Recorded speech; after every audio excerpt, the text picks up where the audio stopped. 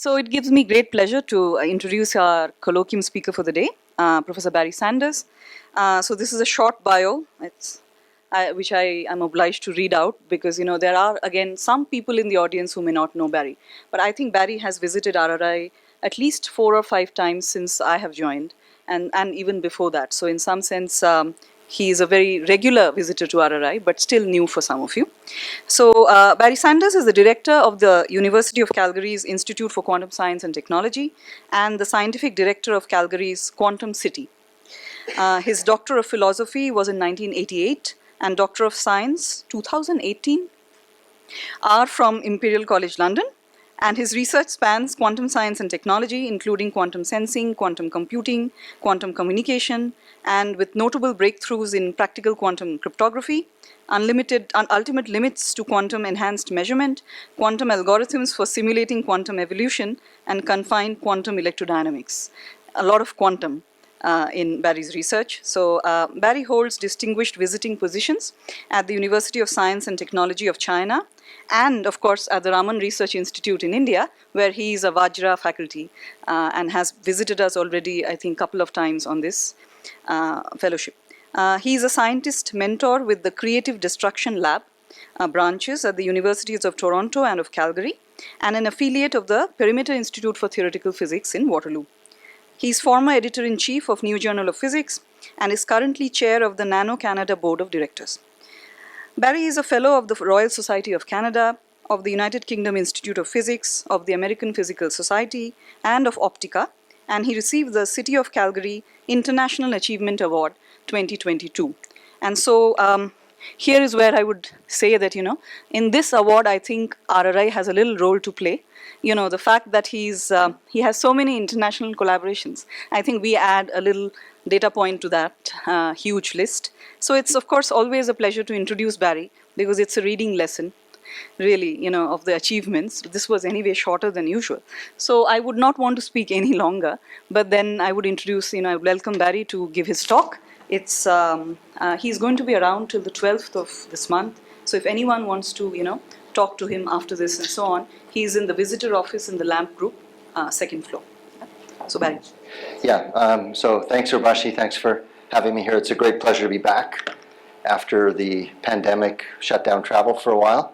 I got a tiny bit of a cold you can hear, so all the people coming up to shake my hand, I'm sorry not to shake your hand today, but I'm protecting you. I'm not afraid of your germs, but I don't want to give you anything. I've got my water and my lozenges to get me through the talk. Okay, so the topic today is our quantum centuries. Quantum mechanics was born in the year 1900. So the 20th century was a quantum century, and we think the 21st century will be just as quantum. And so that's the purpose of this talk. I'm not focusing on my own work here. It's really an overview of the fields. I'm avoiding technicality, and the objective is really to give you the big overview of what quantum does and what it's doing now, what we hope it will do in the near future. So that's the idea. It's just general, and it should be accessible even if you're not a quantum scientist. So the point of this is really that quantum science is important, that it's hard to comprehend. Now, so quantum mechanics is hard. It can be hard mathematically. It can also be hard philosophically. A lot of the 20th century was spent fretting over things that are still not resolved. But we have to also make use of it. We can't just worry about quantum mechanics all the time. If it's got some amazing properties, we have to figure out how to exploit them. And a lot of the future technologies that we have in mind, breakthroughs, disruption, really rely on quantum principles. So the idea is that quantum technologies have been and will continue to be important. Okay, this is to give you just the background on how quantum mechanics was born. So quantum mechanics is said to be born in the year 1900 when Max Planck explained blackbody radiation. So he was able to explain the spectral radiancy from a black body such as the sun, and he invoked a principle of quantization to be able to explain that spectrum. And when he did it, he was very careful to restrict his quantum principle only to black bodies, because it was such a revolutionary idea that he felt that it had narrow impact It's kind of protecting science as he knew it. But soon after 1905, Einstein invoked Planck's constant, which comes out of this, and was able to explain the photoelectric effect. And then Planck's constant came up in many places. And so gradually from 1900 to the 1920s, the universality of quantum theory that had underpinned all the sciences became increasingly important. And also in studying the sun, the black body radiation that appears, there's also absorption lines, so gaps in the spectrum. And when you study the gaps in the spectrum, you can figure out what the sun is made of. Helium came about that way. So helium, helios is the Greek word for sun. Helium is the first element that was discovered off Earth. So once people got an understanding of spectroscopy, they realized they were seeing another element that they hadn't seen yet on Earth. And spectral lines, these sharp lines, all required quantum mechanics to understand. And then early on, it was Niels Bohr who was able to explain the discrete electron levels for electrons going around a nucleus, and argued, based kind of on an interference effect, standing wave patterns. So we started to understand spectrum. Helium is a little bit complicated because there's two electrons, and the two electrons are actually entangled inside the helium nucleus, inside the helium atom. I'll have more to say about it later, but helium is especially interesting because arguably that could be the first observation of entanglement. Okay, then what really brought quantum mechanics to the fore was the nuclear revolution. Gradually we understood that the atom had a nucleus inside. The nucleus had subnuclear particles, worked our way down to the quark, explored subquark things that didn't pan out. So the quark is seen to be fundamental. The electron is seen to be fundamental. And so quantum mechanics early on helped scientists to understand the very fundamental elements of nature, and along the way led to nuclear power and nuclear weapons and that kind of thing. So not only was it scientifically getting to the bottom of things, but it was disruptive in society. The 20th century wouldn't be the same if it hadn't been for those discoveries, for better and for worse.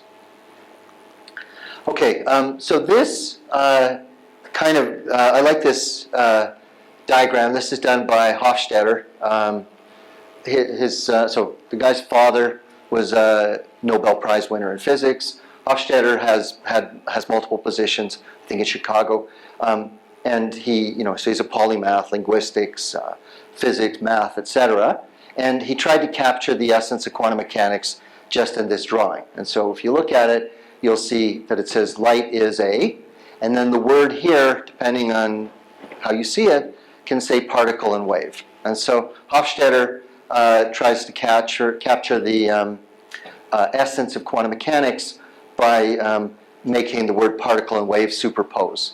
That represents the duality. If anybody's a Big Bang Theory and knows Leonard Hofstadter, the name Hofstadter in Big Bang Theory was taken from the father. So it was direct plant from that Nobel Prize to that character in Big Bang Theory. Okay, so this is the essence, that it's the idea of complementarity, of wave-particle duality, that's at the heart of every phenomenon in quantum mechanics, including entanglement. Entanglement's really a particle-wave duality, but instead of one particle, we go to two. And so once we start mixing this complementarity with having more than one particle, things get interesting. By the way, these are, wherever I get these from, I try to keep track of sources and write short hashed references. Anybody who's really astute will remember that goo.gul has ended. Google ended that service. These still work. I checked it today. So Google ended that short service. So you can see how dated this reference is for anybody who followed Google's decision to end the service. Okay, so first we'll just go through the mystery, the philosophical conundrum of quantum mechanics. And for that we can just go to Schrödinger's cat paradox, which captures it very well. So these pictures I'll go through represent the Schrödinger cat paradox. I'll just walk you through it and why Schrödinger was perturbed, and so were many other people since, and so am I. It still bothers me. And so the idea here is that there's a cat inside of an opaque box. Nobody can see inside. The cat shares the box with poison gas, and the poison gas is only released when a detector triggers an alpha particle event. So if there's an alpha particle decay, the alpha particle hits the detector releases the gas kills the cat. All sounds very deterministic after the alpha particle comes, but then we try to understand how alpha particle decay works. So when we take an atomic nucleus, it's full of nucleons, protons, and neutrons for certain radioactive elements. I think radon is the example here. And so there's kind of, I'm going to speak very cartoon-like, it's kind of a cluster of 2 protons and 2 neutrons that bounce around inside of what you can almost think about like a liquid with a barrier. And so this is bouncing around like a free-ish particle moving through a liquid. And that helium nucleus is the alpha particle. So it's bouncing around on the inside, and then it escapes. But it escapes not in some probabilistic fashion. It's not that it's bouncing around and escapes at some random time, which is intuitively it makes sense because there's an exponential decay, but rather quantum mechanics just says there's a finite barrier holding the nucleus together. The alpha particle is in a superposition of being inside and outside the nucleus. And this is an unavoidable conclusion of using Schrödinger's equation or equivalent to describe things, that we cannot say the alpha particle is inside or outside. It's in that superposition. If it's inside, then there's no poison gas and the cat's alive. If it's outside, then there's the detection, the poison gas released, the cat dies, and so the released alpha particle kills the cat. So what we have here is an undecayed nucleus and a live cat, decayed nucleus and a dead cat, and they both coexist in superposition. And so this is an entangled state. And this is what was bothering Schrödinger, is he's saying if quantum mechanics is correct, of course in real life there's, it's many, many more particles. The cat's macroscopic, but it's inescapable to conclude from basic quantum mechanics that even the notion of life and death are no longer objective. So that's the consequence. There are many arguments that have gone on, over the decades on how to reconcile this. And some people claim to have reconciled, but I would argue it's still open. We haven't solved the philosophical problems of quantum mechanics. The nice thing when we go to something like quantum computing is we just say, okay, let's just use it. If you can make a cat in a superposition of being alive and dead, why not take advantage of it and start to do some quantum computing? And so in this diagram, I'm writing down a quantum circuit that would simulate this event.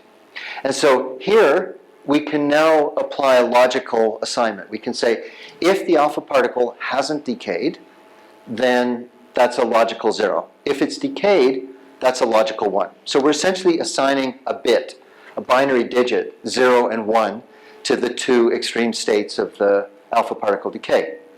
And here, 0 represents the cat being alive, and 1 would represent the cat being dead. So here we have undecayed nucleus, logical 0, and living cat. This we call a Hadamard gate. And the Hadamard gate in quantum computing has the property that it will convert the state 0 into a superposition of 0 and 1. Classically, it doesn't make sense. We can't have a superposition of logical 0 and 1, but quantum mechanically we have. And essentially it's like the half-life or the half-life over log 2 that you wait. So the Hadamard just says, prepare the nucleus and then wait the length of time so the probability of being inside equals the probability of being outside. And so when that time evolves, it's executed the Hadamard gate on the nucleus. And then this is what we call a controlled NOT operation. Logically, it's equivalent to XOR, the exclusive OR. So this gate says if this is 0, don't flip this. If this is 1, flip this. So that's what's going on here. If the alpha particle has not decayed, don't kill the cat. If the alpha particle decays, kill the cat. And so in the quantum computing way of thinking, killing the cat is a NOT operation. So that's what happens here with that decay, is a controlled NOT or exclusive OR operation. And then what comes out is what we call a Bell state, which is this state here. Instead of writing undecayed nucleus and live cat, I'd write 0, 0. Here I write 1, 1. And so this is known as a Bell state. Sometimes it's called an Einstein-Podolsky-Rosen state. 1/√2 normalizes it. I didn't normalize it there. And so this is a quantum computing way of thinking about the Schrödinger-Cat paradox. And I'll mention shortly that this is not trivial, and in fact the Nobel Prize in Physics a few weeks ago is precisely for doing this. So being able to realize this with photons is one of the 3 major achievements that goes into the Nobel Prize. And here are the Nobel laureates. So this is Alain Aspect at the Institut d'Optique and Palaiseau in Paris. John Clauser and Anton Zeilinger. They visited, right? Have they visited our? No, not yet. Not. Aspect has. Okay, yeah. Okay, so he's been here. So essentially, what they won the Nobel Prize in Physics a few weeks ago. Clauser started, really was thinking about how to okay, let me put it this way. So there was Bohm, who managed to take the Einstein-Podolsky-Rosen paradox, cast it in the language of spin. Then there was John Bell, who then managed to construct an inequality that says something like, if local realism holds, there's some inequality which is known as the Bell inequality. And then Clauser was the one who translated that to the first experimental implementation. So Clauser started to realize how he could do the experiment with photons and did that with photons. 10 years later, Alain Aspect used calcium cascade. So it's just excite calcium, have a 2-photon down conversion process. The 2 photons would be entangled. And Alain Aspect then had the first really convincing results of a Bell inequality violation that had a lot of what we call loopholes. You could make variants of quantum theory and explain it. And then Anton Zeilinger and his group, notably Paul Kwiat, who was a postdoc with him when he was in Innsbruck, did this result. I'll explain that. You can look it up on the web. This is the Institute of Physics in the UK. A number of years ago had the 10 most iconic pictures in physics of the 20th century. So this made it in the top 10 of the Institute of Physics 10 iconic pictures. And this is representing the output of a nonlinear crystal. So you shine a laser beam into a crystal, you get down conversion. So 1 photon turns into 2. They come out.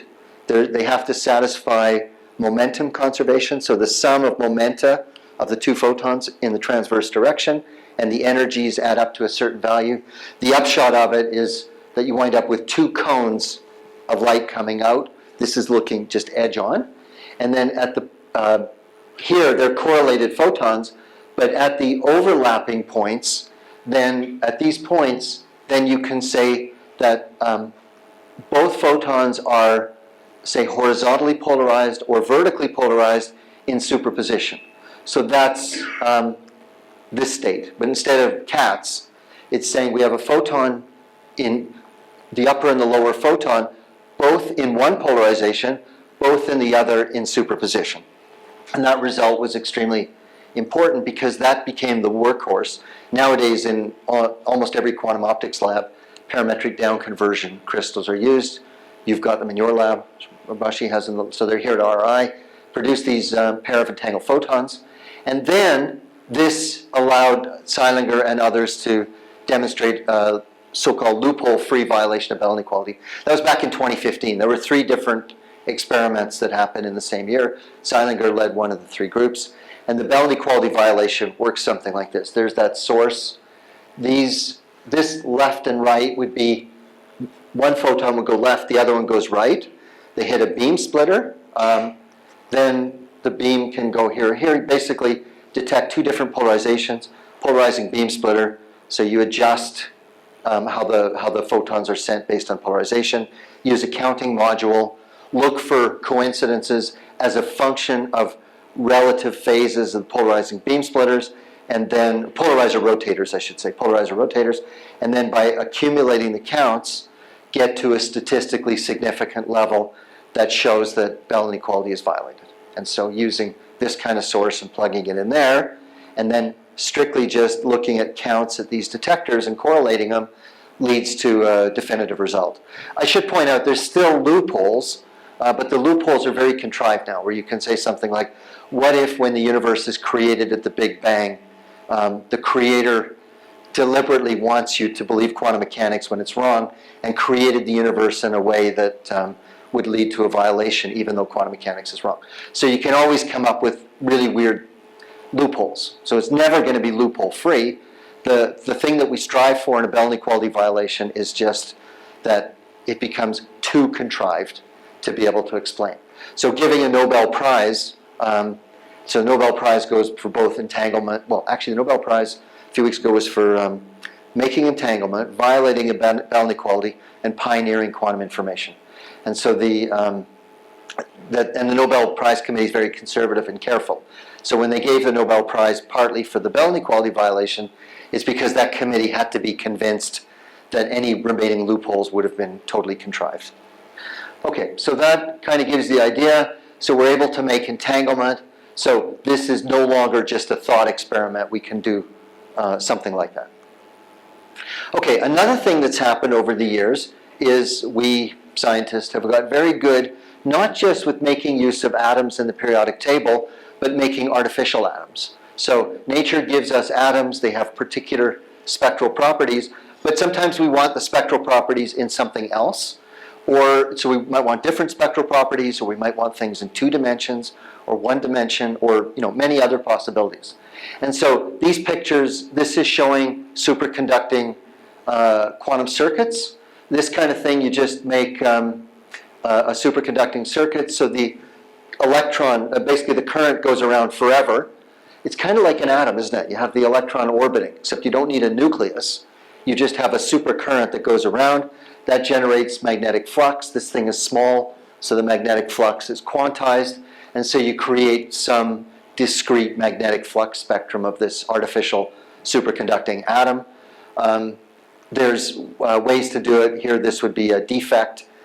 In diamond, you don't just have pure carbon, but you can slip in a nitrogen and create defects. These kinds of diamond crystals, diamond nanocrystals with defects to engineer, basically you create a vacancy, so it's kind of a defect where the carbon isn't where it should be. That'll trap an electron, and then you can get artificial atoms inside diamond. I'll come back to this a bit later because this technology is the most promising. So far, what we think is this is the most promising for quantum sensing applications. So it's currently where a lot of investment is. This is just another recent example of graphene. And so graphene is a particular 2-dimensional carbon structure that is interesting because usually with electron transport we use a Schrödinger equation.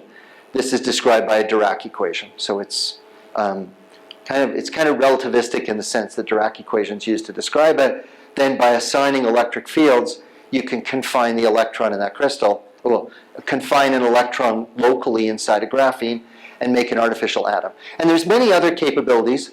Part of this is driven by advances in nanotechnology. So by being able to control nanotechnology, we can now start to confine an electron or something else in a small region, get discrete spectral properties, and start to do quantum mechanics in different number of spatial dimensions, in different kinds of structures. And the field's moving very fast because so many creative opportunities, yeah. So I just want to understand what you mean by artificial atom. So I think you said confined electron, but even a insulator would be of that sort, right? So why? Because insulators you don't have electrons don't move around. So, Right. Okay. So why would that not be mentioned? Yeah. So I get it. So the question, in case you can't hear it, is why is confining an electron enough to make an artificial atom? So you're right. And then she mentioned the insulator idea. No, that's not enough. So what would an atom be? Well, we think of a nucleus, positive charge, and then electrons orbit because they're confined. And then they get this standing wave pattern, so they have discrete levels. So you're right. Just confining in some region might not be enough. The confinement has to be such that the electron has discrete energy levels, observably discrete energy levels. The discreteness comes because, in a sense, the trajectory the electron would follow can be described like a wave with constructive interference, and the early example of that's a quantum dot. So in a quantum dot, the idea is that you have a material, and then you make, you might take some like gas, aluminum, gallium arsenide or something like that, dope it differently, so then you find that if the electron gets into the box, which is a few nanometer scale, and it can't get out, the electron can, it's basically like, if you do quantum mechanics undergraduate course, and you do particle in a box. Right. So That's what you're calling artificial atom, yeah, correct. Yeah, so it becomes like a particle in a box, and then we can make a 3D box, graphene 2D box. Yeah, okay, that's good. I should have said it better. Okay, so now what I want to do is to tell you, first of all, where the state of the art is in the 20th century, and that quantum mechanics has worked really well. And it's often a bit of a challenge. Like, okay, so let me just tell you, for me as a 24/7 quantum technology, quantum science person, on the one hand, we live in a world of hype where too many people go out and oversell what's going on. And then on the other hand, the revolution of the 20th century is underappreciated. So in order to understand what's going on, we really have to appreciate what happened in the 20th century. And then we have to make sure that we don't get over-enthusiastic. We have to stay measured on the 21st century. So this slide is really just to remind you that quantum was important in the 20th century. There's the nuclear physics. This is superconducting, levitating. So a superconductor can levitate through magnetic field expulsion. Superconductors are important. Hospitals have them for brain scans. A squid is a superconducting quantum interference device. Actually, that's a larger version of this kind of thing. So we're getting better at making these things smaller and more complicated. But the superconducting quantum interference device used for medical scanning is an example of described fundamentally quantumly. This is a superfluid where it looks like the liquid is tunneling through, but in fact there's zero viscosity. Just like a superconductor has zero resistance, a superfluid has zero viscosity. And there's a whole field of quantum materials where we look for exciting new materials that have phases that are contradict the kinds of things we would learn in textbooks about viscosity, resistance, etc. There's atomic clocks. This is a laser going into the eye. It makes me a bit uncomfortable looking at that, but laser eye surgery. So lasers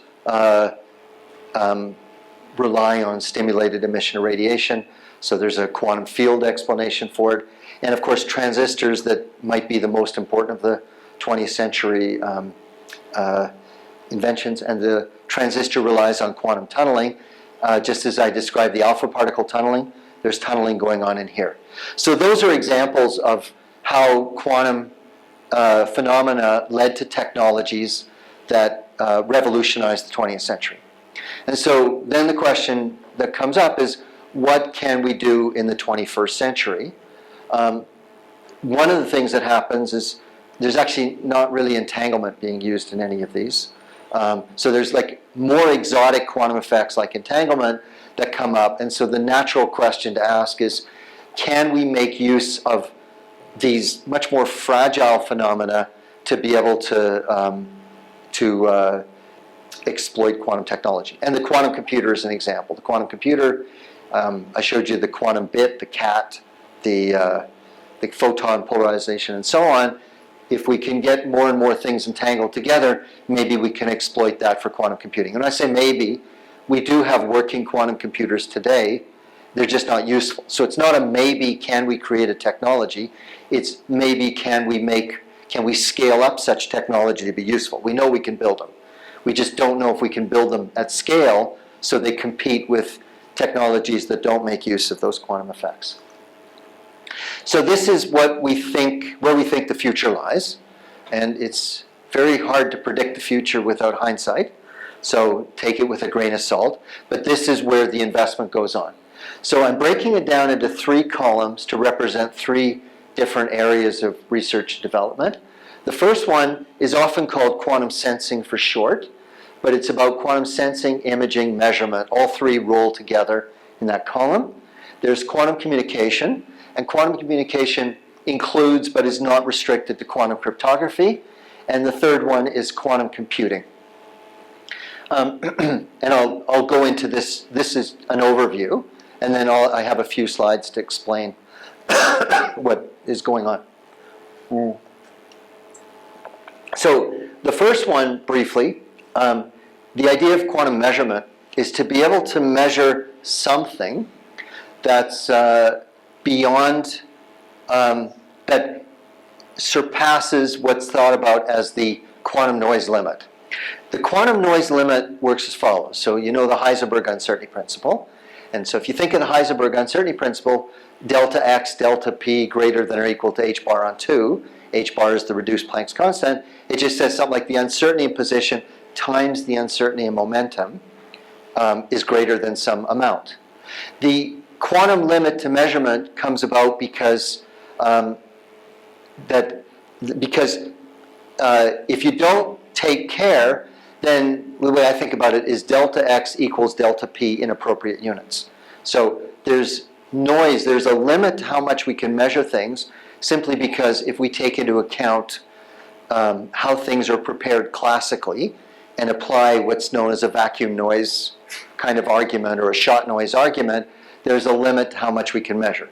But if you want to break it, then you say, I only want to measure the position of something, so you don't care how uncertain the momentum is, or vice versa. You can then start engineering your quantum system to be able to reduce the noise in one degree of freedom and increase it in the other degree of freedom. So that's an example. This idea of engineering the noise so that we put the quantum noise in the variable we don't care about is the purpose in this area. And there's different applications. I mentioned here clocks. There's a lot of quantum clock work going on, which has implications for global positioning system, weak light detection, imaging, and I'll talk about that more in a moment. The quantum sensing is often regarded as short-term because there's already inventions coming out. None of them are disruptive yet, but based on these principles, there are things that work. And then the thing that holds them back is scaling up, commercial considerations, and all that. Quantum communication is considered medium-term. There are working quantum communication systems you can buy and build and so on. But in order to get them to reach levels that we need them to reach, it's going to take a bit longer. So quantum communication, the idea is that we might use quantum cryptography. The idea here, and Urbashi's lab does that here at RRI, is that we want to be able to use entanglement or something related, but I'll just talk about the entanglement example. And if we have two entangled pairs, like the cat, alive or dead, and the alpha particle decayed or not decayed, they're correlated, but you don't know what result you're going to get. And so the idea is that by non-locally measuring each of the two things, we generate random numbers. But the random number string is the same in both places. And a lot of what we do in cryptography is try to figure out ways that we can send random numbers. We have two problems in the non-quantum world. One, we can't make random numbers. The universe is deterministic. So making random numbers is hard. And then sending them, the techniques that we use to send are only computationally secure. So a big enough computer could crack it. Quantum mechanics, measurement based on postulates of quantum mechanics is purely random. So quantum mechanics will give us random numbers, and entanglement will give us identical strings of random numbers in two places. So quantum key distribution is what it's called, circumvents two major problems. It gives us random numbers, makes them agree in two places, and then and there's a guarantee on the security. There's a number of physical considerations, like imperfect apparatus we have to worry about, but it's a paradigm shift in how we do key distribution. Quantum communication allows us to do compression. I'm not sure it'll ever be practical, but it's interesting. If you know about information theory, Shannon theory, Shannon's work in the mid-20th century was revolutionary. He talked about the limits to how much information can go down a channel.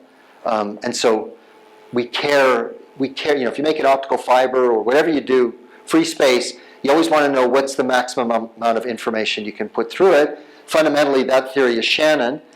With quantum, we can double. So whether we want to go to all the work to double our information capacity is a question mark, but it is interesting that the Shannon theory is disrupted through considering quantum communication. And another one, which is becoming a big deal in conversations these days, Europe now has a quantum internet alliance, there's quantum network discussions and all that, and the idea is, you argue that somehow quantum entanglement or resource is valuable, and then you want to find a way of sharing it in some network.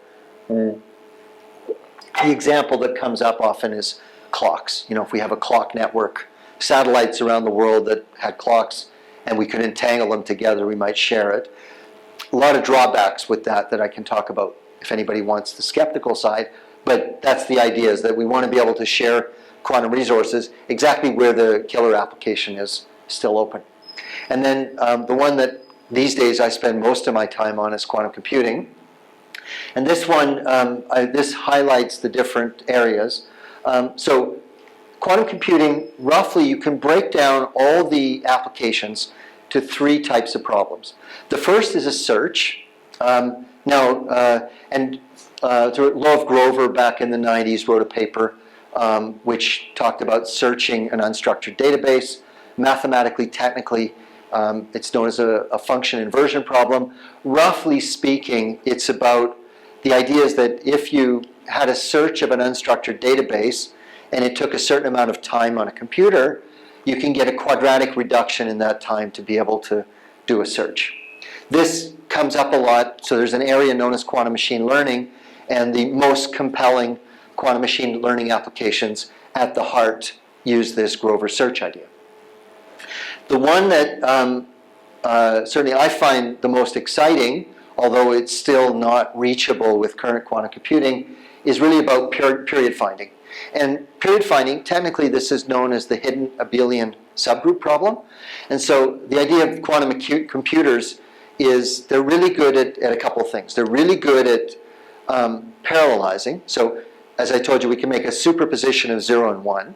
So in a quantum computer, we can make a superposition of every input, and quantum mechanics is really good at Fourier transforms. And by combining those two and some arithmetic, the quantum computer can do hidden abelian subgroup problems like factorizing numbers, discrete logarithm, and various other things, and do it what's often called in the literature exponentially better on a quantum computer. Technically, it's sub-exponentially better. I can explain why I say that, but that's still remarkably good. And that has importance with cryptanalysis. This is code breaking, linear equation solvers, and various other things. And I wrote exponential, but we have to be careful. This is actually exponential. This is sub-exponential. But if you're not an expert on it, saying exponential is okay. And then the third one, and this is what's driving the quantum computing industry, is optimization, machine learning, simulation in chemistry, and eventually chemistry and materials. And I mentioned quantum materials like superconductors and superfluids, and I put a maybe there. So the search is provably quadratic better. The period finding is believed to be sub-exponentially better, but believed by everybody. And optimization and these ones are maybes. And so this whole direction is saying, even if we can't prove that in the limit of an infinitely large computer solve an infinitely big problem, in the finite cases, there could be advantages. The reason that people are using quantum computers these days is they're saying, I don't care what you prove in the asymptotic limit of infinitely large problems and infinitely large machines. I want to play with an existing machine and by my own benchmark, see if it makes a difference. Yeah. You mentioned about this random number generator. So, like, what kind of situation like this two random numbers will not be adequate and actually need a two random number generator? Like, what kind of examples? So you're asking, like, what kind of situations where? Yeah, you're asking why we care about having random number generators.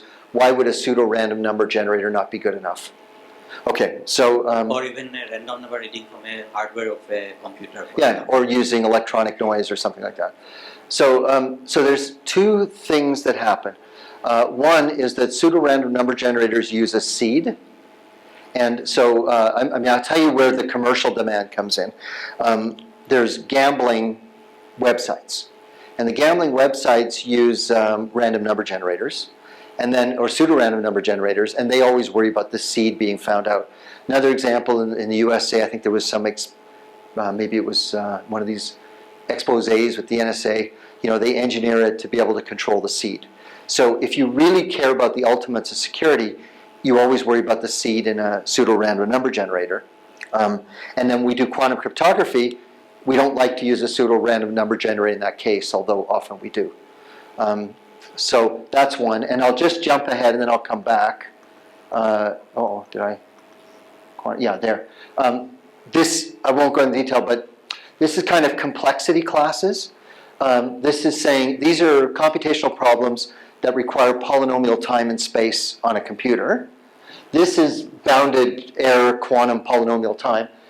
This is called bounded probabilistic polynomial time algorithms. These are two different categories of computational problems. This is the kind of problem that you say, I can solve on my computer. This is the kind of problem, like Monte Carlo simulations, these things, where you say, I can solve them by simulating with random number generation. In computer science, we don't know if these are the same. If we do pseudo-random number generation, we don't have the real randomness, there's a separation. We actually don't know any problem that lives in here that doesn't live in here, but on a fundamental level in computer science, pseudo-random number generation is still deterministic, and there could be computational problems that rely on two real random numbers. We don't have a proof. So I'm not from the field, so I may be wrong. Is there a theory in quantum, computer science, which says that under the gradient descent kind of algorithm, quantum computer cannot do better than a classical computer? No, there's no theorem that says a quantum computer can't do better. For the gradient descent kind of algorithm, I thought that was... But gradient descent's a classical greedy algorithm. Yeah. So, I mean, similar. So, is there a quantum theory which... So I'll answer that. I haven't got to the slide. You're asking me some things that will come up. Okay. So it's probably better if I will come to that. Yes, yeah. So just to follow up on this random number generator, why not just use a classical random number, classical process which generates random numbers? Right, he asked that too. I didn't answer that. Right. So the thing is you have to trust it's random. So now nuclear decay we trust is random because it's quantum mechanical. So if you use something like nuclear decay process, maybe you trust it. But if it comes down to something like, what about if I use electronic noise? But you don't know that it's not controllable, right? So philosophically, it's governed by classical mechanics. It's all deterministic based on initial conditions.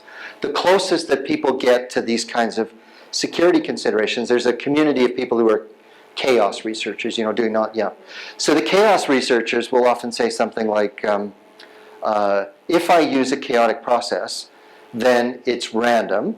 There's a Lyapunov exponent assigned to it, and then there's a time scale where it becomes random.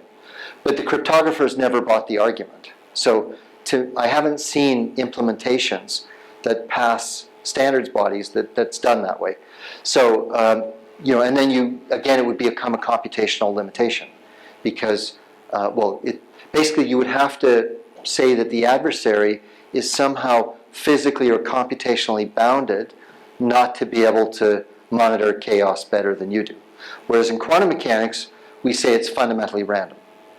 So then it comes back, it's how paranoid you might be, right? If you say, well, I'm okay, I'm happy to live with the assumption that chaos will protect me, you can do it, but it's a cryptographer's world, they have to be convinced.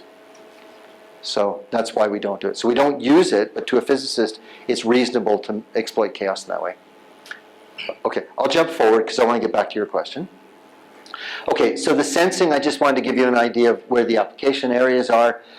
This is that diamond sensor again, and the idea is somehow a diamond sensor, like here, will get close to a medium, and the diamond is essentially a trapped atom. It'd be sensitive to local fields, and so their dreams are things like a quantum sensor that would be able to probe a molecule, test things. This is LIGO, I know, so LIGO's an activity here. LIGO and later LISA and all that have in the roadmap whether squeeze light becomes a limitation in being able to detect gravitational waves. It's what I said about delta X, delta P. So LIGO functions as a dual recycled Michelson interferometer with mirrors that shift tiny amounts.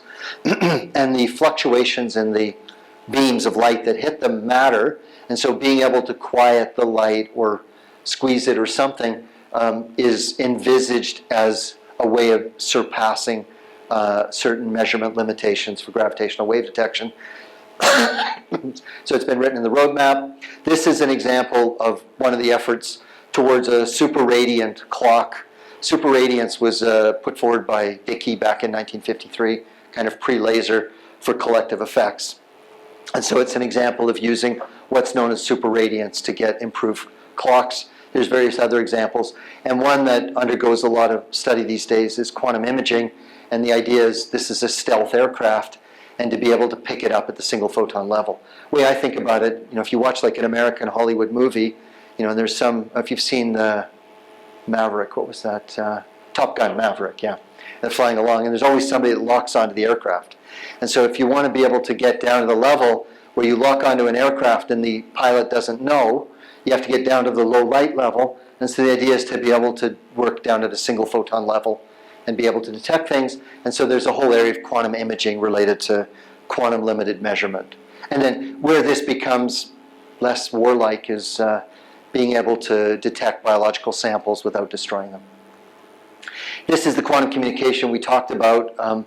Just to mention, this is the protocol for encryption, decryption. So the way that when you put a credit card number on the internet or something like that, the way it works is that there's some message. It's encrypted based on a key, a string of random numbers. There's a public and a private key. Alice broadcasts a public key. Bob uses that to encrypt by bitwise XORing and things like that, hash functions. Gets some, in this case, it's a hexadecimal secret code that an eavesdropper won't be able to break. And then it's decrypted using a private key, and Alice gets it. And so this is the way things work. This, the algorithm for doing it, in this case, this algorithm is RSA, is so simple. There's even a T-shirt you can buy to remember how it works. There's stronger versions known as elliptic curve cryptography. All of these are breakable efficiently by a quantum computer at scale. So every method we have for security for communication based on public key encryption is broken. We have every alternative that's been looked at can be broken because everything is susceptible to a hidden abelian subgroup. There's two directions that go. One is the quantum cryptography to use quantum mechanics and the strings of identical random numbers. The other is what's called post-quantum crypto, and it's essentially ideas like, what about using hidden non-abelian subgroups to be able to do things? Those aren't proven to be secure, but the United States is rapidly moving towards a standard on post-quantum crypto. So in the next couple of years, companies are expected to be able to do non-quantum versions of cryptography that make use of things like non-abelian hidden subgroups. So these things are quite important. Here, this is examples of what exists in the real world. This is China launched a quantum satellite, Misius, named after one of their top 3 ancient philosophers. He was a rationalist, and this just shows how they have a satellite that's able to create entanglement and teleport and make keys across the country. These are now going intercontinental, and they'll be global soon, and they're launching a constellation of satellites. And they also have an optical fiber link. This goes from Shanghai to Beijing, and they have another one that goes from Beijing to Guangzhou. This has like 30 repeater stations along the way. And so China certainly has gone down the path of having both ground-based and satellite-based. And I know in India these things are on the agenda and developing rapidly. These work, the qubit here, the polarization is not well preserved, so it's like a photon that is in a superposition of being early and late. So you think that, if you come to something late or early, you think they're distinct, but these photons can be both early and late for a meeting, so they exploit that. This goes back to the quantum computing. I discussed this a bit. This picture represents that Grover search idea. This is the hidden abelian subgroups, so the factorization type stuff. These Hadamard gates, remember, those are the ones that created a superposition of logical 0 and 1. This makes a superposition of every possible input. This is the quantum version of the arithmetic of exponentiation by squaring, which is used in number theory. This is an inverse quantum Fourier transform. Exploiting that circuit is what gives the factorization, discrete logarithm, linear equation solver, all kinds of stuff. And this now goes to your question about the optimization. So the optimization loosely, and it's a maybe, is really based on the idea that you want non-convex optimization. So your question about gradient descent wouldn't apply here because it's non-greedy. And this is based on the notion of simulated annealing. So in simulated annealing, you allow temperature corresponds to the probability of accepting the event where you go to a worse place. So instead of descending to a minimum, the temperature tells you the probability that you'll move in the wrong direction. And then in simulated annealing, you reduce the temperature, and then you hope that your solution will find the global minimum. And then the idea behind quantum optimization is that somehow it will take advantage of tunneling through tall, narrow barriers. It's very intuitive, very unrigorous, but that was the thinking that led to the quantum optimization. These are typically done experimentally by creating quantum icing models. So it's essentially a giant magnet in 2 dimensions, operated where every spin is in the quantum regime, applying a field to put every spin in a superposition of up and down, and then allowing it to evolve in some controlled fashion. So the resultant microscopic magnetic state represents a solution to the problem. A lot I can say about it, I won't go into it, but that's the popular commercial direction. So why do you think that the quantum tunneling will be more efficient than the Cramer's kind of jumping finite temperature? I don't think it, but that's what other people think. So, I mean, it's kind of wishful thinking, right? That why not? Then they explore it. That concept is at the heart of a lot of the quantum computing stuff. There are lots of papers out that analyze whether there's advantages or disadvantages. On a theoretical level, one of the problems we face now is just benchmarking. I call this apples to oranges comparison. And so at the moment, even being able to assess whether a finite state machine is doing better or not is itself a theoretical problem.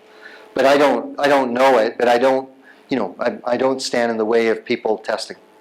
This gives you just a flavor of how big quantum computing got. There are many companies out there, giant companies like IBM, Google, AWS, Amazon Web Service, etc., that are into this. There's also small companies. This is the IBM quantum computer.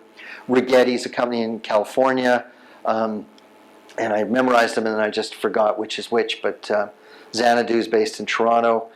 So there's various companies that I just put pictures up. I wrote them down and it faded from my mind. But these are just examples of what quantum computers look like in different settings, superconducting, photonic, etc. Ion trap, IonQ is one of them. And then it's so big, there's a meeting every year now in Silicon Valley, Q to B. B to B is used for the term business to business. So Q to B is what people now call quantum to business. And so there's meetings that go on all over the world. The one in Silicon Valley is huge, in person only, no zooming in. It's hard to get accepted to be able to go to the meeting, and this is where all the companies are. So this is the 2022 Silicon Valley one. I'm not going, but I've got a team in Calgary, and I got people in Calgary going to engage. And so this Q to B is exactly where all the major discussions take place on the interface between commercial quantum technology and applications. So the potential users are there and the company's developing. There's different ways to build quantum computers. This is gate-based. This is what most companies do, like IBM. Measurement-based quantum computing, I don't have time to explain it, but I'll just say that in photonic quantum computing, this is the more popular one. PsiQuantum, which is a company founded a few years ago in Bay Area, now valued, or before the stock market went down recently, early this year was valued at $3 billion, is using photonic chip technology, and it's based on this measurement-based quantum computing. This goes back to your question about tunneling. It's based on an adiabatic model. So this is adiabatic quantum computing. This is the Microsoft bet, the Majorana fermion type stuff. And so it's topological quantum computing. Microsoft has hit a few road bumps past year, including a number of retracted papers. So they're dealing with some tough issues at the moment.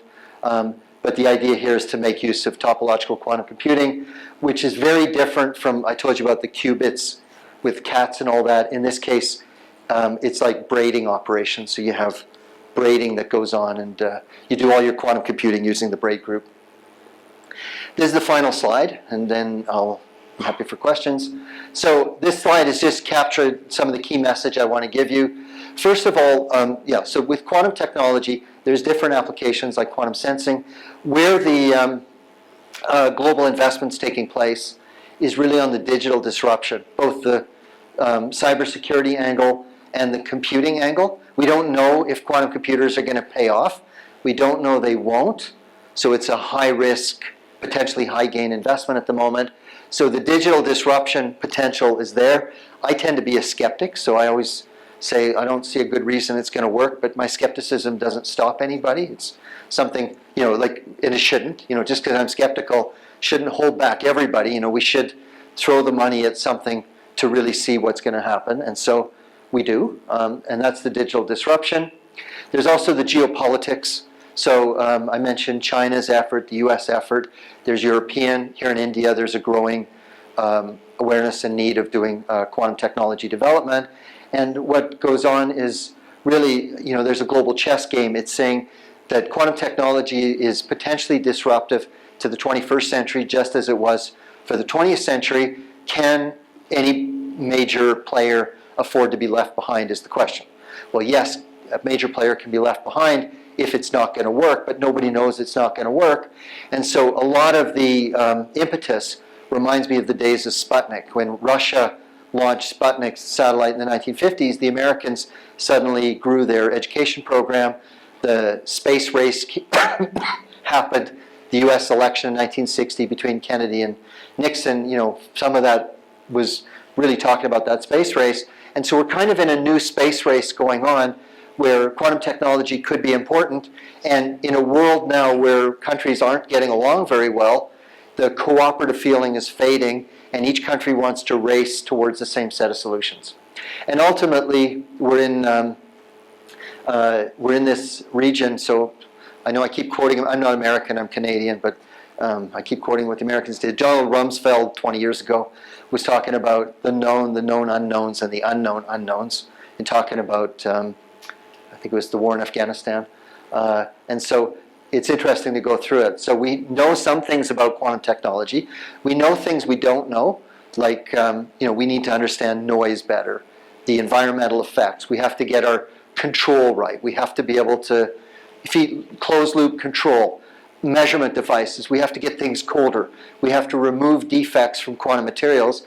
These are the known unknowns, but the unknown unknowns are also important. Is quantum mechanics really correct? And like,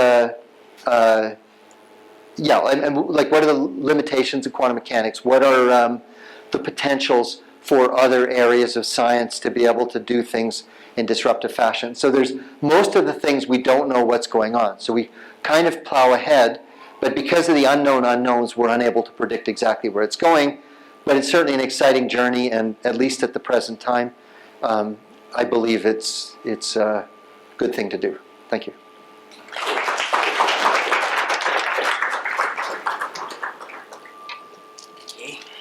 Thank you very much.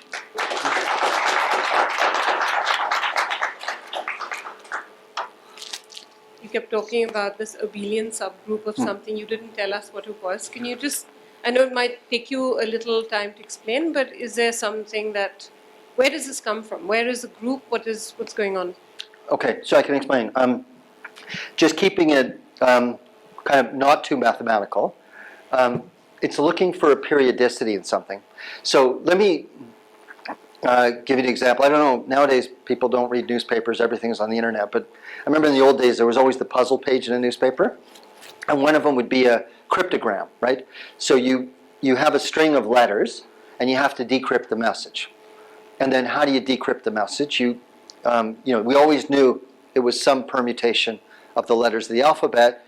if it's in English, E is the most common letter, second most common, and so on.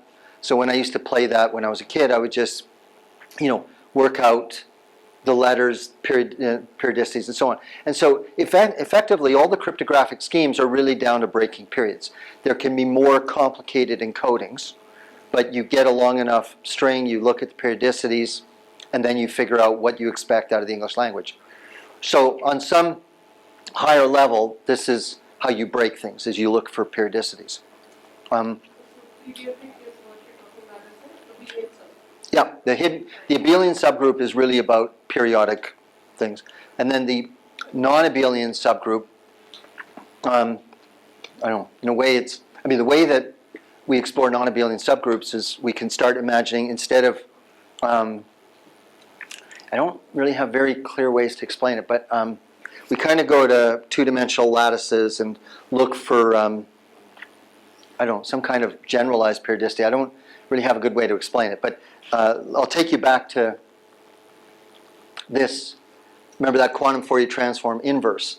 So a Fourier transform is really good to pick up these periodicities. It does some sort of spectral analysis, and so and that'll pick up the periods. So if you start doing like discrete Fourier transforms of those letters, you'll see peaks where you see the period, how often the encoded E appears, and so on. And so the idea of doing non-abelian hidden subgroups is we try to make codes that are not amenable to those kinds of tests, and nobody's been able to prove. There's an algorithm known as learning with errors, LWE. That's the most common. I think that'll become a standard. And so we use that kind of algorithm, and unless and until somebody finds an algorithm that makes it tractable to break on a quantum computer, I think some people are willing to accept it as a way of protecting against quantum computers. Also, you're saying that because of entanglement, maybe that you can construct this multi-state things. So it's a practice to use the two-dimensional example. Yeah. Oh. I should let others ask. Okay, but I'll answer. The entanglement stuff, there's two things going on here.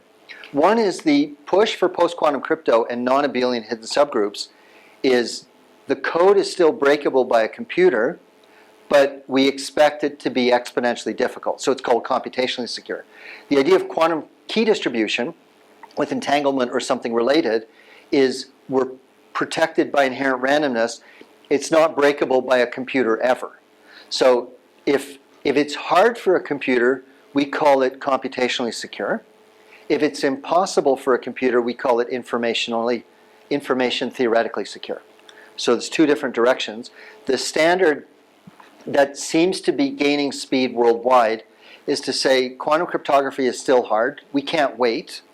Let's have standards based on things like non-abelian hidden subgroups. We need to get that ready, and we'll use it unless somebody finds a way to show a quantum computer could break it. Hi, Barry. Two quick questions. One is that if you have a random number generator, a quantum random number generator, or let's say a photon on a beam splitter, which would be this thing, does it have to be precisely 50-50? Can it be 60-40 and work as well without compromising your security? Yeah, it doesn't have to be 50-50. If it's 50-50, you'll get the most efficient generation because you get maximum entropy. But if it's 60-40, you can get more zeros than ones, and then you can combine them. So you can then process that string to make it 50-50, or use it. You have slightly lower entropy. But it'll still work. You just want the entropy.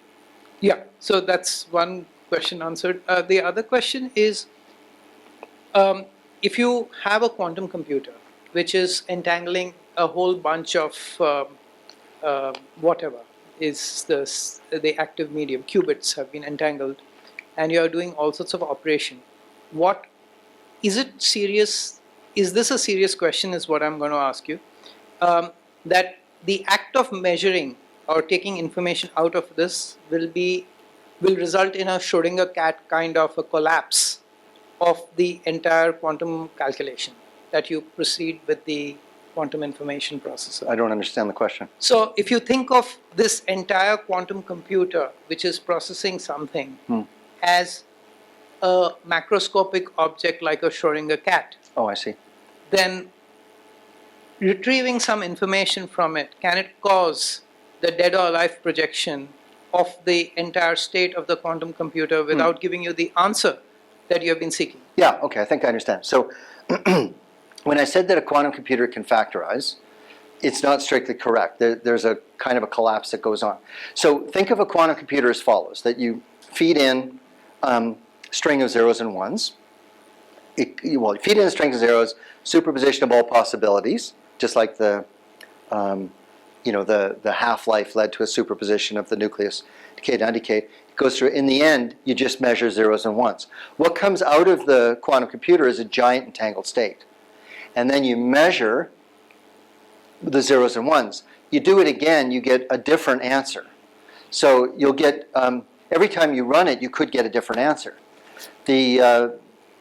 And then the point with something like factorization is, so if you factorize a 2048-bit number, turns out that only 1 in 4 outputs on average will be the correct answer. So what we do know is that it's efficient to check. So if the computer says this is the factor, you can easily check it classically to see if it works. Then you run the quantum computer again and again. So it'll collapse into the wrong state the majority of the time, but through something like Shor factorization, most cases never happen. There's a destructive interference. So it's not like you'll get many, many possibilities. You'll only get a few possible answers, so you don't have to run it very long to discover an answer that's actually a factor. So that's where the collapse comes in. So I wanted to ask you, what is your perspective about the practical hardwares means in recent future? You touched upon a few, like nitrogen vacancy for the sensors in Diamond and other systems, but means what kind of hardware do you think will be most practical for all these? Well, first of all, there's sensing, communication, computing. Which one do you want me to address? So maybe you can give a perspective, of course. On each. Yeah, that would be great. Okay. It's actually important because in Calgary we just got significant funding. We're creating positions, we're establishing facilities, we're bringing in companies, etc. So your question is very important to me because we're about to place a big bet on the future. So I lie awake at night thinking about the question you asked. So the sensing side, the Diamond that I mentioned earlier with the nitrogen vacancy is really good. Whether we stick with the carbon, but let's say we stick with carbon, whether we should put nitrogen in the carbon or silicon or something else, these are the kinds of questions. But I do like the idea of using Diamond. I think carbon's a very good medium. And so on the sensing side, the bet would be trying to find the right kind of medium to be able to use carbon is probably where we'll go. And then, of course, other things come into place like interfacing. You make the thing, you might have to stick a fiber on or something else, integrate into other systems. And so it works, but then when you start saying, I have to integrate, it's not enough to make one thing, I have to start connecting stuff together, these kinds of issues come up. So that would be the bet I would place on the sensing. The communication side, of course, everybody agrees it's photons. So it's photonic. The question then is, where do we go? Do we go with optical fiber based? Do we go with free space, unmanned aerial platforms, satellites, etc.? And then my view is we have to use all of them. We have to be able to communicate broadly between all the things and set that up. And then my own way of thinking about it is I think we have to go with the flow. We invest in the post-quantum crypto. Don't completely trust it. Start addressing network considerations of how to make these radical shifts work. So by making post-quantum crypto work in real networks, we'll learn lessons out of it, but we need to be quantum ready.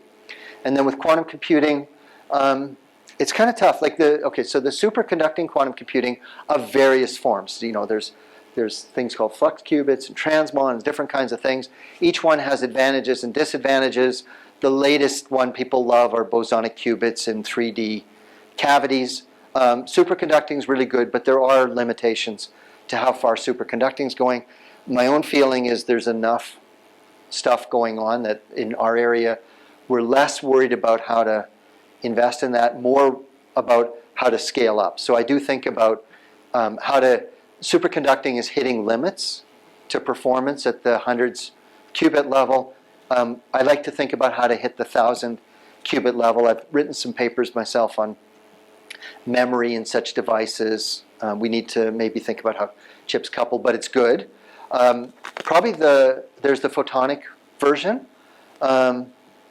Photonics, we have losses on chips, so I worry about the loss on chips. I worry about whether we need quantum memory and how to incorporate that.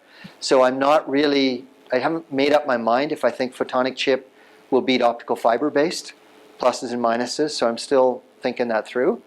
Ion trap schemes, they're scaling up. So ion Q is, well, let's say on the 100 qubit level. I keep thinking about how to go 1,000 qubits. I've got a collaboration going with experimental group, Norbert Linke's group at University of Maryland, College Park. We're working on control schemes. So I think there are ways to make things work really well, but there's a lot of challenges. Ion crystals become floppier as they get bigger. But the one that I'm really enjoying at the moment is the neutral atom quantum computing. And I think part of the reason I like it is because we don't know the physics well enough yet. So the less we know, the more promising it looks. And then as we do more, we start to realize the problems. The neutral atom stuff has a lot of features. And then the way things are working in the field is like these superconducting people say, use ours, we got the best quantum computers around, which is true. But they're hitting barriers. And the ion trap people say, ours is better, we get more, but their performance has limitations. And then the neutral atom people say, look, we can already put a lot of neutral atoms in a lattice. We're not going to bother with 100 qubits. We'll do 10,000 or something right off the bat. Just be patient. We'll get the 2 qubit gates good enough. And then you get the photon people like Psi Quantum I mentioned, and they say, forget about all them. We're going straight for 1,000,000 qubits. So we won't show you anything, and so we invest. And so each one of the different applications area is kind of finding its niche. We're going to give you this many qubits and this depth. And so, yeah, that's kind of hard. But neutral atom at say, 10,000 qubits, things can be done, it's good. One more point is I'm wary about the quantum simulation argument. So a number of actually, I don't know if you saw, Cold Quanta just did a big raise. So I think last week, $110 million raise. Yeah, so the neutral atom people just did $100 million US scale raises. But then they pivot a bit and they say, we're not really going to compute for you. We'll just put a lot of atoms in a lattice and we'll let them bump around and tell you what they did, and we'll call that a simulation. And so I worry a bit that they might get, it's kind of like a distraction. It's important to do it to get the physics right, but it's not computing to me. So it's all recorded. People are going to hate me if they see this, but it's kind of where I fit. So how is this quantum Fourier transform different from the ordinary normal one? Like, is it mathematically? Well, what's an ordinary normal one? Like integral e raised to minus I. I can't hear you. Hello? Yeah. Hi. So integral e raised to minus I 2 pi I. Yeah, but what are you doing? Is it bits? So when you say the ordinary one, are you thinking of the fast Fourier transform, the discrete Fourier transform? What exactly are you thinking? Not the discrete one. Yeah, you can take the discrete one, yes. And what goes in? Bits? Sorry? What goes into it? Bits? Yeah. And what comes out? Bits. And what goes on inside? Bits. And Boolean logic. Agreed? Yeah, yes. Okay. The quantum Fourier transform is on qubits. Okay. You're not doing there's a superposition of all things going in and a superposition going out. So what makes it different is not Fourier transform, it's that you're operating on a superposition of different logical states. Okay. So if I give a sine, can I give a sine function sort of to a Fourier transform? Like if I give a sine function to a Fourier transform, I don't know what give it a sine function Fourier transform means. Sorry? I don't understand. You said give it a sine function Fourier transform. If I do a Fourier transform of a sine function, Okay. I will get a delta peak, But right? how do you do a Fourier transform of a sine function? So you mean like a discrete? That's what you mean. What do you mean? So What do you I- do? So if I do a discrete function, discrete Fourier transform of a sine What are function, you doing? Are you writing on paper? Or I can do it on a paper. Yeah, writing if it you on. do it on paper, it's not quantum. So if you do it on paper and you want to do it quantumly, you might say something, I'm going to do the Fourier transform. Let's say I gave you 10 functions, and I said, do the Fourier transform. What would you do? You'd do the first one on paper, then the second, then the third.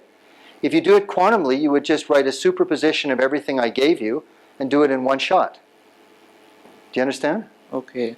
So that's the difference. It's not the way the algorithm works, it's that you can solve everything at the same time in superposition.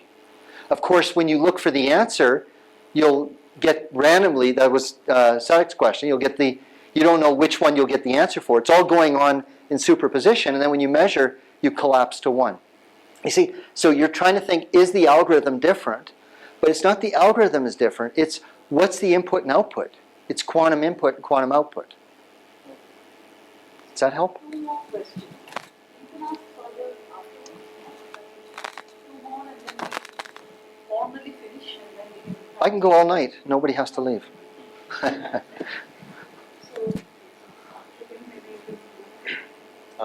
maybe You expressed some skepticism about satellite clocks entangled altogether. I mean, before we even get to skepticism, what is the advantage of such a system, and then what is the skepticism about Of the clock network. Yeah, yeah. Okay, yeah. First, I'm skeptical of everything. So I'm a bad news kind of person. I think everything's going to fail. When I said the skepticism, that was with reference to the clock network, right? Okay, so I'll tell you what goes on. So there's a growing literature on quantum clocks. And so the typical argument, and yeah, this is recorded, people are going to hate me for this too, but I'll tell you how I see it. So the idea is that you think, okay, I have a clock, and the clock goes tick-tock, tick-tock, tick-tock. And then what happens is there's frequency drift, right? So the rate of tick-tocking changes. And if you want to, and then you have other clocks, you want to be able to kind of lock the frequencies. So, and this is known as syntonizing. You want to be able to make all your clocks at the same frequency. There's another issue, which is synchronization, and the two are often confused. Synchronize would be, let's say that I have two clocks, and they're both going tick-tock at the same frequency, but this one says tick, and then a moment later this says tick. They'll still be keeping time at the same rate, but the tick-tock won't be in phase. And so in the literature, there's experiments that go on where they're talking about quantum enhancement to synchronization, and sometimes they're syntonizing as opposed to synchronizing. And so the problem occurs that we really have to identify the problem, we have to identify the application, for example, GPS, Global Positioning Systems, or more fundamentally UTC, the Universal Coordinated Time. And then if we take what is going on with quantum clock syntonization, and we say, where does that fit in to the limitations in, say, UTC, you can't connect the dots from one to the other. So the skepticism I have is kind of the deflect. What I said about neutral atom, neutral atoms simulating and not computing, to me is a deflect, where we say, we're doing this really well, we want to do quantum computing, we'll do this, and then you kind of think, oh, if I do this, I do that. And the same thing is happening in the clock world, that we're saying, look at the amazing results. They're published in journals like Nature. They're good physics results, but when you read them, you start getting the idea from the introduction. It says, we need better clock standards. We do this, and you kind of get the idea. You think, okay, they're motivated by something. They do something, and then your brain, if it's not sharp, says, oh, therefore, it's fulfilling the motivation. And this is where the skepticism comes in. So the experiments are beautiful, really important.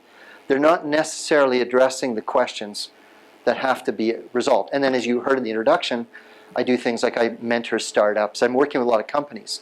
So part of my job is not just to look at the science, but I need to guide companies and investors to make judicious choices.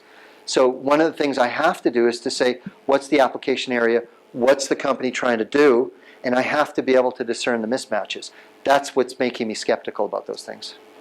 A few years back, people tried to answer the following question: that whether you can do lattice QCD using quantum computing ideas. Would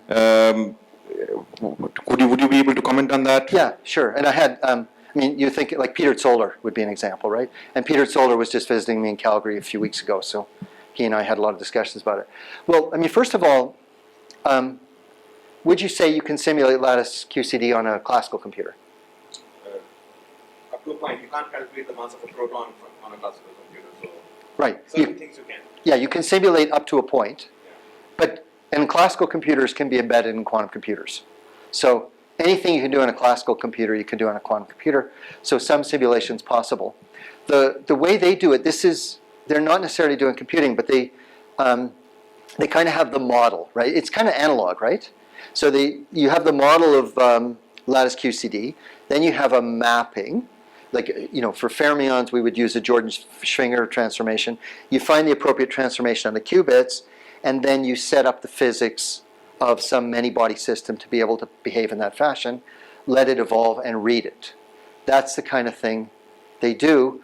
And then the hope would be, like you say, you can't calculate particular things. The hope would be that somehow setting up a many-body system with this kind of dynamics would be able to surpass what a simulation would do. Of course, the problem is there's no error correction, there's no validation phase, so you have to be careful, because if you did manage to build a system that would do a lattice QCD simulation, and it were doing something beyond what's capable classically, and we did see this in the BEC-BCS crossover era about 10 years ago, building up Bose-Einstein condensates and trying to get to the crossover phase, which was intractable. You do it, and then if you manage to get past the point of tractability, you take it as an article of faith about the predictions. So that's what's hoped for. Very nice physics. For me, as a hardcore computing person, I also see the drawbacks. So is there a class of hard problems which quantum computer or quantum algorithm cannot do, let's say, better than a classical algorithm, and can one use those for future cryptography?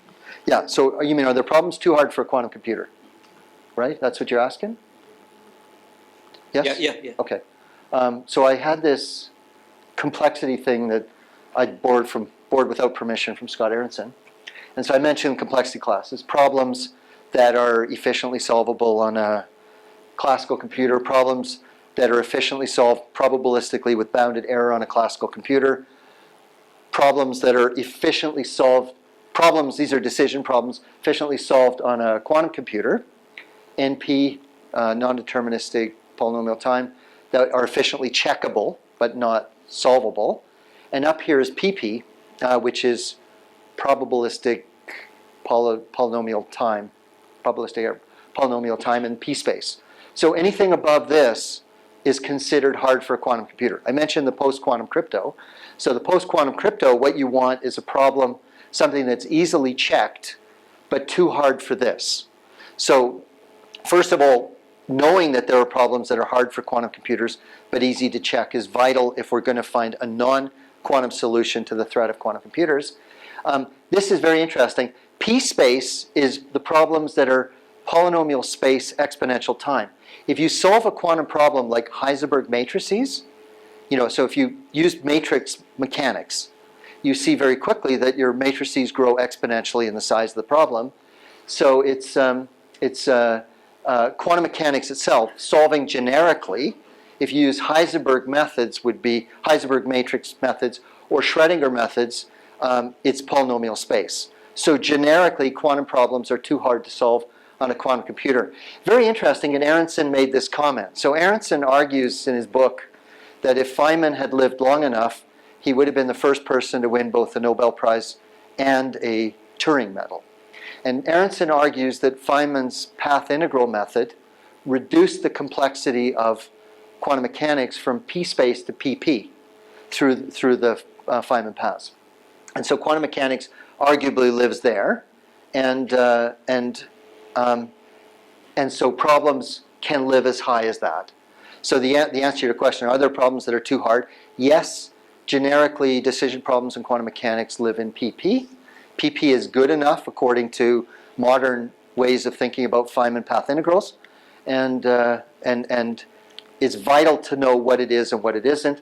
And non-abelian hidden subgroups are a way of trying to find something that lives outside of there but still has the efficient checkability here.